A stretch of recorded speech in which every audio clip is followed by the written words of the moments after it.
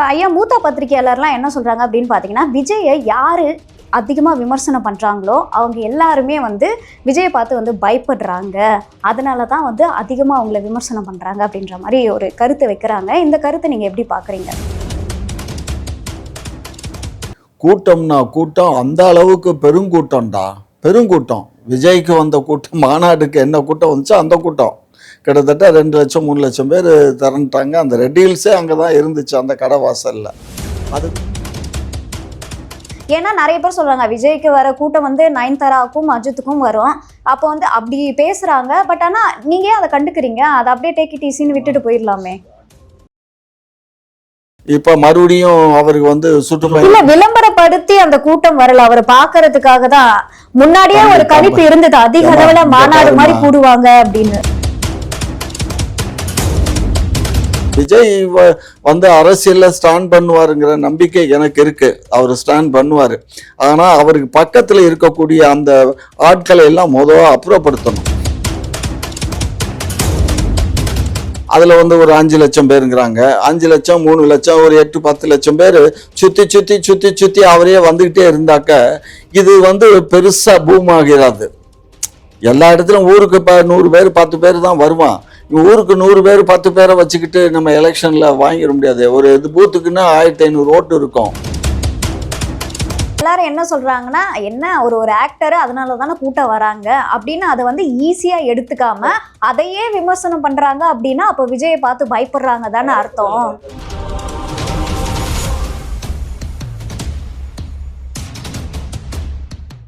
குக்கு செய்தி நேயர்களுக்கு வணக்கம். இன்றைய நிகழ்ச்சியின் சிறப்பு விருந்தினர் திமுகவின் மூத்த முன்னோடி முனைவர் காமாட்சி நாயுடு அவர்கள். வணக்கம் ஐயா. வணக்கம் ஐயா. மூத்த பத்திரிகையாளர்லாம் என்ன சொல்றாங்க அப்படின்னு பார்த்தீங்கன்னா, விஜயை யாரு அதிகமாக விமர்சனம் பண்ணுறாங்களோ அவங்க எல்லாருமே வந்து விஜயை பார்த்து வந்து பயப்படுறாங்க. அதனால தான் வந்து அதிகமாக அவங்கள விமர்சனம் பண்ணுறாங்க அப்படின்ற மாதிரி ஒரு கருத்தை வைக்கிறாங்க. இந்த கருத்தை நீங்கள் எப்படி பார்க்குறீங்க? அரசியலில் இதெல்லாம் வந்து ஒருத்தர் வந்து தாக்கி பேசுகிறது, விமர்சனங்கள் வைக்கிறது இது சகஜமா. இப்போ எடப்பாடி வந்து டெல்லி போனார். டெல்லிக்கு இப்போ அதாவது செங்கோட்டையன் போய் பேசிட்டு வந்தார் அமித்ஷாட்ட. இப்போ டெல்லிக்கு அமித்ஷா கூப்பிட்டு டெல்லிக்கு இவர் மட்டும் போகலை, இவர் பையனு கூட போனாங்க. அங்கே தமிழ் ஹிந்தி டிரான்ஸ்லேட் பண்ணுறதுக்கு ஒருத்தரையும் கூட்டிகிட்டு போய் கிட்டத்தட்ட 1 மணி நேரம் அமித்ஷா கிட்ட பேசியிருக்காரு. பேசிவிட்டு அதுக்கப்புறம் அவருடைய பாதுகாவலர்களை எல்லாம் அனுப்பிச்சிட்டு இவர் மாத்திரம் தனியாக ஒரு காரில் போனார். போகும்போது மூஞ்சிய கர்ச்சீப்பை வச்சு மூடிக்கிட்டு போகிறாரு. அப்போ அங்கே ஏதோ பிரச்சனைகள் நடந்திருக்கு அப்படின்னு ஒரு யூகம்தான். இதை என்ன பண்ணுறாங்க, எல்லா சேனல்லையும் ட்ரோல் பண்ணுறாங்க. அவர் வந்து தற்செயலாக மூஞ்சியில் ஏதாவது வேர்த்திருக்கலாம், அவர் பேசின பேச்சில் வேர்த்திருக்கும். இல்லை அப்படின்னு சொன்னால் வேறு ஏதாவது கண்ணில் தூசி கூட விழுந்திருக்கலாம். ஏதோ ஒன்று சம்திங் ராங். அதுக்கு தொடக்கிறதுக்கு வந்து அவர் மூஞ்சியை மறைச்சிக்கிட்டு போனார், அப்படி போனார் இப்படி போனார். டிடிவி கூட விமர்சனம் பண்ணுறாரு. ஸோ இதெல்லாம் வந்து அரசியல் கட்சியில் ஒரு இது அதாவது அரசியல் கட்சிகளில் வந்து இது ஆரோக்கியமற்ற செயல். ஆரோக்கியம்னா நான் பார்க்குறேன், நாங்கள்லாம் சின்ன வயசுலேருந்தே அரசியல் பார்க்குறோம். தேர்தல் நேரங்களில் தேர்தல் டிக்ளேர் பண்ணதுக்கப்புறம் தான் ஒருத்தர் திட்டிக்குவாங்க, பேசிப்பாங்க, அது மாதிரி இருக்கும். அதுக்கு முன்னாடியெல்லாம் என்ன சொல்லுவாங்கன்னா, ஆளுங்கட்சியுடைய தவறுகளை சுட்டி காட்டுவாங்க. ஆளுங்கட்சி ஏதாவது தவறு செஞ்சால் இந்த தவறு ஆளுங்கட்சி செஞ்சிருச்சுன்னா அதிகாரப்பூர்வமாக சுட்டி காட்டுவாங்க. ஆளுங்கட்சி வந்து விமர்சனம் பண்றது வந்து ஒரு நிதர்சனமான ஒரு விஷயம் தான். எப்பவுமே வந்து ஆளுங்கட்சினா விமர்சனம் பண்ணுவாங்க. இப்ப விஜய் அவர்களை வந்து விமர்சனம் பண்றாங்க இல்லையா? ஏன்னா நிறைய பேர் சொல்றாங்க விஜய்க்கு வர கூட்டம் வந்து நயன்தாராவுக்கும் அஜித்துக்கும் வரும். அப்போ வந்து அப்படி பேசுறாங்க. பட் ஆனா நீங்க ஏன் அதை கண்டுக்கிறீங்க? அதை அப்படியே டேக் இட் ஈஸின்னு விட்டுட்டு போயிடலாமே. நயன்தாராவுக்கோ திரிஷாவுக்கோ கூட இல்லைடா, யாரோ பேர் தெரியாத எனக்கு பேர் தெரியல. அந்த பொண்ணு வந்து ரெட் ஹில்ஸில் வந்து ஒரு நகைக்கடை திறக்கிறதுக்காக வந்தாங்க ஒரு 3 மாதத்துக்கு முன்னாடி.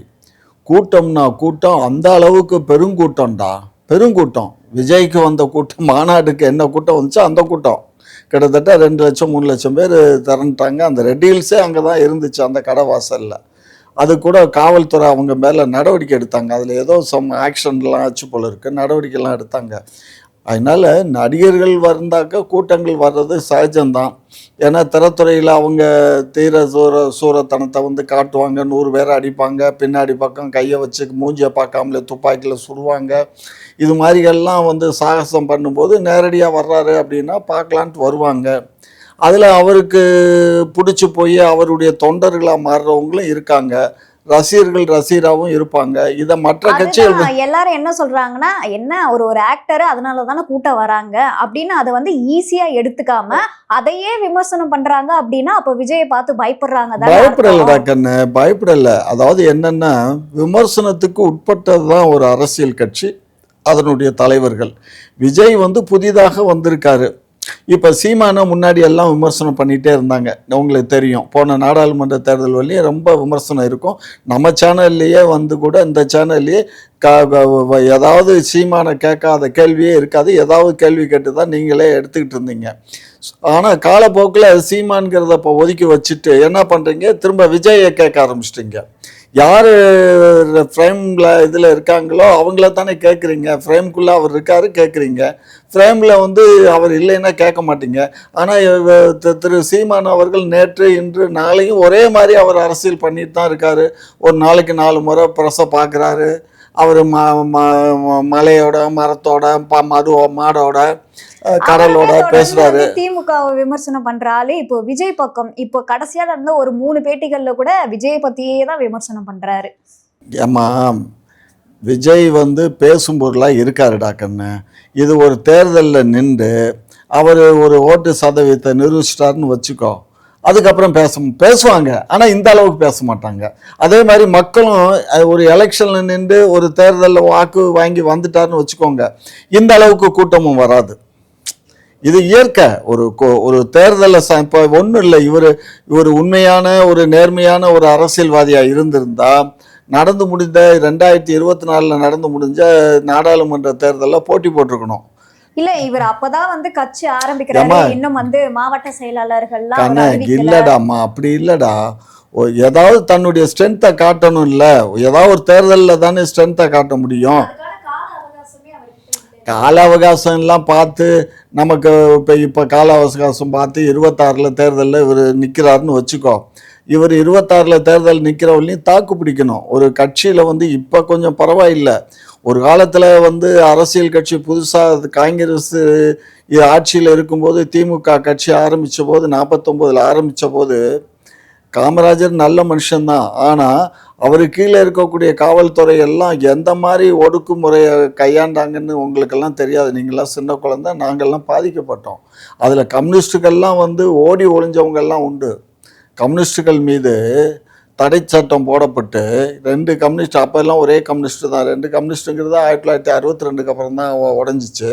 அதுக்கு முன்னாடி வந்து ஒரே கம்யூனிஸ்ட் கட்சி தான்.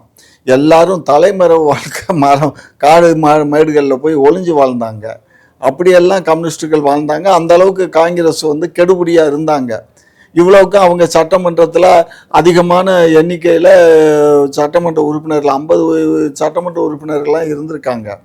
அந்த அளவுக்கு இருந்த ஒரு கட்சியவே அவங்க இந்த மாதிரி துவேஷம் நினச்சி பண்ணாங்க. திமுகவுக்கும் அவங்க கொடுக்காத அழுத்தம் கொஞ்சம் நஞ்சமில்ல, பயங்கர அழுத்தம் கொடுத்தாங்க. பல வழக்குகள்லாம் தொடுத்தாங்க. இப்போ என்ன திமுக வழக்கு தொடுக்குது? இவங்கெல்லாம் நிறைய பேர் மறந்துட்டாங்க. காங்கிரஸ் ஆட்சி காலத்தில், அதுலேயும் எக்ஸ்பெஷலி பக்தவச்சலம் ஆட்சி காலத்தில் ரொம்ப 63க்கு அப்புறம் ரொம்ப பக்தவச்சலம் சீஃப் மினிஸ்டர் வந்ததுக்கப்புறம் ரொம்ப வழக்குகள்லாம் போட்டார். சரிங்களா? அதனால் எல்லாருமே ஆளுங்கட்சியாக இருக்கும்போது சட்டத்தை மீறும்போது சிலர் இப்போ சட்டத்துக்கு புறம்பாக நடக்குது அப்படின்னா அவங்க சட்டப்படி நடவடிக்கை எடுப்பாங்க. அதுலேயும் ஐஜி அருள்னு ஒருத்தர் இருந்தார். அவர் இருக்கும்போதெல்லாம் வந்து பார்த்திங்கன்னா ரொம்ப கெடுபடியாக இருக்கும். அது வந்து நான் என்ன சொல்கிறேன், அதுதான் அரசியலுக்கு போனால் நம்ம ஈஸியாக வந்து நம்ம மக்களை போய் பேசி கவர்ந்து வந்துடலாம், நம்ம நாளைக்கு நம்ம ஆட்சி அமைச்சிடலாங்கிறதெல்லாம் கிடையாது. ஒரு ஈஸியான வேலையே இல்லை. ஒரு அரசியல் கட்சி ஆரம்பித்து இப்போ ஒன்றும் இல்லை. இப்போ இவர் அன்னைக்கு வந்து திருச்சி போயிட்டு வந்தார். திருச்சி போகிறதுக்கு டைம் என்ன கொடுத்தாங்க, இவர் 10:30 மணிக்கு போய் 10:30 மணிக்கு காரில் பஸ்ஸில் போய் பிரச்சாரத்துக்கு கொடுத்தாங்க. ஆனால் அவர் போன இதில் 5 வண்டி தான் அவர் பின்னாடியே போகணுன்னு கணக்கு கொடுத்தாங்க. ஆனால் அன்னைக்கு நடந்த நிகழ்ச்சி என்ன, வண்டிகள் வரல. அந்த விமான நிலையத்தை விட்டு திருச்சி அந்த மெயின் இடத்துக்கு போறதுக்கே 3 மணி நேரம் 5 மணி நேரம் 5 மணி நேரம் ஆயிடுச்சு. திரும்ப அந்த ஊரை விட்டு வெளியில போறதுக்கே 8 மணி நேரம் 9 மணி நேரம் ஆயிருக்கு. அடுத்து இன்னும் குன்னத்துக்கு போய் அங்கேருந்து அரியலூர் போகிறதுக்கு. ஸோ அப்போ வந்து ஒரு சட்டம் என்ன சொல்லுதோ அதைப்படி இவரால் கீப் அப் பண்ண முடியல. அப்படின்னா ஒரு எதிர்பார்க்காத ஒரு அளவுல கூட்டம் வருது அப்படின்றப்போ அங்க நிலைமை வந்து மோசமா இல்ல, அதுக்கு தகுந்த மாதிரி தானே வந்து நடக்கும். அந்த கூட்டத்தை வந்து தவிர்த்துட்டு அவரால் வர முடியலன்றதுனால அந்த கூட்டத்தை சிக்கிட்டாரு. அதைத்தான் சொல்றேன் கண்ணு. மக்கள் வந்து இதை வந்து நாங்க வந்து இப்ப போற போக்குல என்ன சொல்றாங்க, காவல்துறை வந்து சரியா செயல்பட்டு இருந்தா அவருக்கு வந்து இந்த அளவுக்கு வந்திருக்காது. காவல்துறையுமே வந்து அந்த தொண்டர்களை கட்டுப்படுத்தி அவருக்கு வந்து பாதுகாப்பு கொடுத்து கூட்டிட்டு வந்திருக்கலாம் இல்லையா? வந்திருக்கலாம்னு நீங்களே கேக்குறீங்கல்ல, அது இயலாது. ஏன்னு கேட்டீங்கன்னா, ஒரு அரசியல் கட்சியினுடைய தொண்டரை லேசா ஒரு கையை விட்டு அப்படி தள்ளி விட்டாலோ அடிச்சாலோ உடனே கேமரா வச்சு இந்த மாதிரி பாரு விஜய் ஊர்வலத்தில் வந்து அவருடைய இதில் அடிச்சு விட்டாரு வச்சு விட்டாங்கன்னு இவங்க போட்டு ட்ரோல் பண்ணி ரொம்ப கவலைப்படுத்தி விட்டுருவோம் ஆளுங்கட்சியை. அதனால தான் நாங்கள் அதில் தலையிடலை. உன்னுடைய தொண்டர்கள் உன்னுடைய ரசிகர்கள் நீ பார்த்துக்கோ, நாங்கள் உனக்கு பாதுகாப்பு கொடுக்குறோம். அப்ப ஏதாவது அசம்பாவிதம் நடந்துச்சு, அது அவருக்கு பாதுகாப்பு. நாங்கள் யாருக்கு பாதுகாப்பு? விஜய்க்கு தான் நாங்கள் பாதுகாப்பு. வந்த பொதுமக்களுக்கு நாங்கள் பாதுகாப்பு இல்லை. ஏன்னு கேட்டீங்கன்னா, இது அவருடைய ரசிகரை நாங்கள் பாதுகாப்பு வச்சுக்கிறோம், ஒரு லிமிட்டட் ஜனங்களை நாங்கள் வச்சுக்கிறோம்னு சொல்லிவிட்டு விளம்பரப்படுத்தி கூட்டத்தை கூட்டிட்டாங்க. ஊர்வலமாக போகிறோம். இப்பயும் என்ன பண்ணுறாங்க, இன்னைக்கு இப்ப மறுபடியும் அவருக்கு வந்து சுற்றுப்பயணம் விளம்பரப்படுத்தி அந்த கூட்டம் வரல, அவரை பாக்குறதுக்காக தான். முன்னாடியே ஒரு கணிப்பு இருந்தது, அதிக அளவுல மாநாடு மாதிரி கூடுவாங்க அப்படின்னு. அப்ப எல்லாம் கூடுவாங்கம்மா, ஜனங்கள் வரத்தான் செய்வாங்க. ஒரு நடிகரை பார்க்க வருவாங்க, நடிகையை பார்க்க வரத்தான் செய்வாங்க. அந்த நடிகரோ அது வந்து நடிகையா இருக்கும்போது ஓகே. இப்ப அவர் அரசியலுக்கு வந்துட்டாரு. அரசியலுக்கு வந்த உடனே அவர் சில கட்டுக்கோப்புகளோட தொண்டர்களை வழி நடத்தணுமா வேண்டாமா? ஏமா இப்போ ஒன்றும் இல்லைடா, திமுகவில் தொண்டர் படைன்னு நாங்கள் வச்சுருக்கோம். மாநாடு ஊர்வலங்கள்லாம் போகும்போது இரு மரங்களையும் அந்த யூனிஃபார்ம் கருப்பு சிவப்பு இது போட்டு ஒரு பெரிய கம்பு வச்சு அவங்க கரெக்டாக யாரையும் வந்து அந்த பக்கம் இந்த பக்கம் இப்போ இல்லாமல் கரெக்டாக ஊர்வலம் போகிறதுக்கு மாதிரியும், அதே மாதிரி ஜனங்கள் வந்து இடையில நுழையாமல் இருக்கிறதுக்கும் அரண் மாதிரி பண்ணுவாங்க. அதுக்கு வந்து ஊழியர்கள் இது வச்சுருந்தாங்க. சரியா? இளைஞரணியில் அதுக்கு தனி ஒரு டிபார்ட்மெண்ட் டீம். ஆமாம், அது எல்லா கட்சியிலையும் வச்சுருந்தாங்க. இவங்க அதில் என்ன அதெல்லாம் பண்ணலை. அதுக்குள்ளே இவர் வந்திருக்கக்கூடாது. இவர் என்ன பண்ணியிருக்கணும், இப்போ திருச்சியில் ஒரு 1000 பேரை இவருடைய ஆட்களை எடுத்து வச்சுருக்கணும். அவங்களுக்கு ஒரு தனி ட்ரெஸ் கொடுத்துடணும். அவங்க அந்த பாதுகாப்பாரனாக வரணும். ஏன்னா அது அவங்க கட்சிக்காரங்களுக்குள்ளேயே அதை தள்ளுமுள்ளு பண்ணாக்க பிரச்சனை இல்லை. இதை காவல்துறை பண்ணும்போது பிரச்சனையாக வந்துடும். அதுதான் காரணம். இது தயவு செஞ்சு திரு விஜய் அவர்கள் வந்து உடனடியாக அவங்க ஒரு பாதுகாப்பு படையை அவங்க உண்டு பண்ணணும். அவங்க கட்சியில் அவங்களுக்கு ஒரு யூனிஃபார்ம் ட்ரெஸ்ஸை கொடுத்து அதை பாதுகாப்பாக அவங்களுக்கு இது கொடுக்கணும், ட்ரைனிங் கொடுத்து வச்சுக்கணும். இப்போ ஹோம் கார்ட்ஸ் எல்லாம் இருக்கு. விஜய் அவர்கள் முதல்ல தொண்டர்களை அரசியல் படுத்தணும், அதுக்கப்புறம் ஆமாடா செல்லம், அது பண்ணணும்ல. அவர் அதை பண்ணாம ஒரு திடீர் இப்போ நான் என்ன சொல்றேன், எலெக்ஷனுக்கு இன்னும் 6 மாதம் இருக்கு. இது தொண்டர்களை அரசியல் படுத்துறதுக்கு மிஞ்சி போனால் 60 நாள் போதும். ஒவ்வொரு மாவட்ட செயலாளர் போட்டுட்டாரு. ஒவ்வொரு மாவட்ட செயலாளர்கிட்டையும் எப்பா எனக்கு வந்து உங்கள் மாவட்டத்திலேருந்து ஒரு 100 பேர் கொடுங்கன்னு ஒட்டு மொத்தமாக எல்லா மாவட்டத்திலையும் எடுத்து அவங்களுக்கு யூனிஃபார்மை கொடுத்து அவங்களுக்கு ட்ரைனிங் கொடுக்கறதுக்கெல்லாம் நிறைய ஆட்கள் இருக்காங்க. அவங்களுக்கெல்லாம் ட்ரைனிங் கொடுத்துருவாங்க. இந்த மாதிரி பொதுமக்களை அணுகணும், எந்த மாதிரி பண்ணணும் ட்ரைனிங் கொடுத்துருவாங்க. அந்த ட்ரைனிங் கொடுத்தா அவங்க பிற மாவட்டத்திலேருந்து இங்கே வரும்போது அவங்களுக்கு சாப்பாடு அது இதெல்லாம் தங்குமிடம் இதெல்லாம் ரெடி பண்ணணும். இதெல்லாம் பண்ணி கொடுக்கணும். இதெல்லாம் நாங்கள்லாம் பண்ணணும்டா.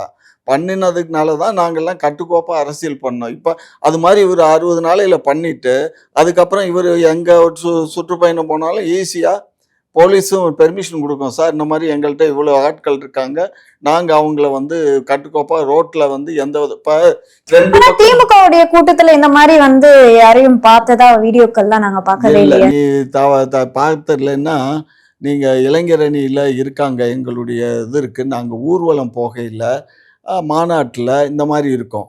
மற்றபடி வந்து சிஎம் வந்து அரசு ப்ரோக்ராமுக்கு போகையில் கட்சிக்காரங்க வர மாட்டாங்க. 2 விதம் இருக்குடா. அப்ப இதை இன்னொரு மாதிரியும் எடுத்துக்கலாம் இல்லையா? ஸ்டாலின் அவர்களோ உதயநிதி அவர்களோ போகும்போது பெருமளவுல கூட்டம் வரல, அதனால அந்த தேவை உங்களுக்கு ஏற்படல. அப்படி இல்ல, அரசு கூட்டம்னா அது மாதிரி கூட்டம்லாம் வராது. அதெல்லாம் நாங்க ஏத்துக்கிறோம். ஏன்னா அந்த மாதிரி ரசிகர்கள் இல்லை. இது ஒரு கட்சியினுடைய தலைவரை பார்க்கணுங்கிறவங்க தான் வருவாங்க. தலைவர்கிட்ட ஏதாவது கோரிக்கை கொடுக்கணும்னா தான் வருவாங்களே தவிர அன்லஸ் இவங்களை வேடிக்கை பார்க்கறதுக்கு வர மாட்டாங்க. இப்போ முதலமைச்சரையோ துணை முதலமைச்சரையோ வேடிக்கை பார்க்குற கூட்டம் வராது. அவங்கள்ட்ட ஏதாவது பேசணும், அவங்கள்ட்ட ஏதாவது பெட்டிஷன் கொடுக்கணும்னா அவங்க மட்டும்தான் வருவாங்க. சரியா? அது ரெண்டாவது. இன்னொன்று வந்து இந்த கட்சியில் வந்து கொஞ்சமாவது ஜனங்கள் இருந்தால் நல்லா இருக்கும்னு நினச்சா அந்தந்த எம்எல்ஏ கான்ஸ்டியூன்சியில் இருக்கக்கூடியவங்க அவங்க ஏற்பாடு பண்ணி அவங்க தொண்டர்களை அழைச்சிட்டு வந்து நிப்பாட்டுவாங்க. அந்த தொண்டர்களுடைய நல்லது கெட்டதை அவங்க பார்த்துப்பாங்க. தொண்டன் வர்றான்னா அவனுக்கு சாப்பாடு கொடுப்பாங்க, அவனுக்கு வேற ஏதாவது செஞ்சணும்னாலும் செஞ்சு கொடுப்பாங்க. அது அந்த இது அது அப்படியெல்லாம் பண்ணினா தான் இது சரியா இருக்கும். சும்மா எடுத்தோம் கவிழ்த்தோன்னு எதையும் செய்ய முடியாது. பட் ஆனால் விஜய் வந்து அரசியலில் ஸ்டாண்ட் பண்ணுவாருங்கிற நம்பிக்கை எனக்கு இருக்கு. அவர் ஸ்டாண்ட் பண்ணுவார். ஆனால் அவருக்கு பக்கத்தில் இருக்கக்கூடிய அந்த ஆட்களை எல்லாம் முதல்ல அப்புறப்படுத்தணும். அவருக்கு தப்பாவே எல்லாமே இன்ஸ்ட்ரக்ஷன்ஸ் கொடுக்குறாங்க. யார் கொடுக்குறாங்க? யார் கொடுக்குறாங்கன்னா அவர் கூட இருக்கக்கூடியவங்க தான். இல்ல இந்த மாதிரி ஒருத்தர் குடுக்குறாங்கன்னு சொல்றீங்க, அவங்க பேரை மென்ஷன் பண்ணலாம் இல்லையா? அப்படி எல்லாம் நான் வந்து பக்கத்துல போய் பார்க்கல. இல்ல அதெல்லாம் பார்க்காம ஒரு விஷயம். நீங்களும் வந்து காதால கேட்ட ஒரு விஷயம். இல்ல காதால கேட்டாலும் இந்த மாதிரி செயல்கள் வரக்கூடாது. எப்பயுமே வந்து ஒரு தலைவர் ஏர்போர்ட்ல இருந்து இறங்கி வர்றாரு, எங்க இருந்து ஏர்போர்ட் போறாரு, ஏர்போர்ட்ல இருந்து இறங்கி வர்றாருன்னா அது வழிநடுக்குல வந்து எந்த மாதிரி கூட்டம் இருக்கணும் அப்படிங்கறதெல்லாம் வரையறுக்கு பண்ணணும். அவங்களெல்லாம் ஒழுங்கம் பண்ணணும். இல்லைன்னா காவல்துறையில பணம் கட்டலாம். காவல்துறையில பணம் கட்டி எங்களுக்கு ஒரு 500 போலீஸ் கொடுங்க, ஒரு 1000 போலீஸ் கொடுங்க, ரெகுலேட் பண்ணுங்க எங்களுக்குன்னு இவங்க லெட்டர் எழுதி கொடுத்தாங்கன்னா அது பண்ணுவாங்கடா. அதுலயும் பண்ணுவாங்க. அந்த மெத்தடும் இருக்கு. ஸோ அது மாதிரி கூட பண்ணலாம். இவங்கள்ட்ட அதை பண்ணணும்ல. பண்ணாம இதை வந்து ஜல்லிக்கட்டு மாடை ரோட்ல அவுத்து விட்டா எப்படி இருக்கும்? நீங்களே திங்க் பண்ணி பாருங்க. ஜல்லிக்கட்டு மாடை எங்க அவுக்கணும்?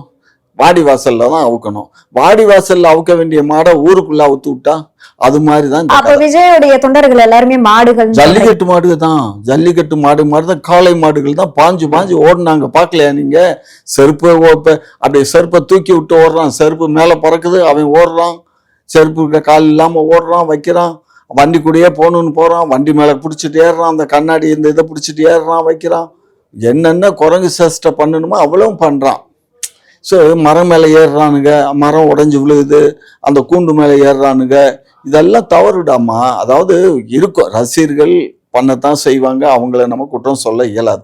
அதை ஒழுங்குபடுத்தணுங்கிறது தான் என்னுடைய நோக்கமே தவிர ரசிகரே வரக்கூடாது, அவரை பார்க்கக்கூடாதுங்கிறது கிடையாது. அவரும் வரட்டும். அவருக்கு இது ஜனநாயக நாடு. தாராளமாக அவர் வரட்டும். அவர் தேர்தலை சந்திக்கட்டும்.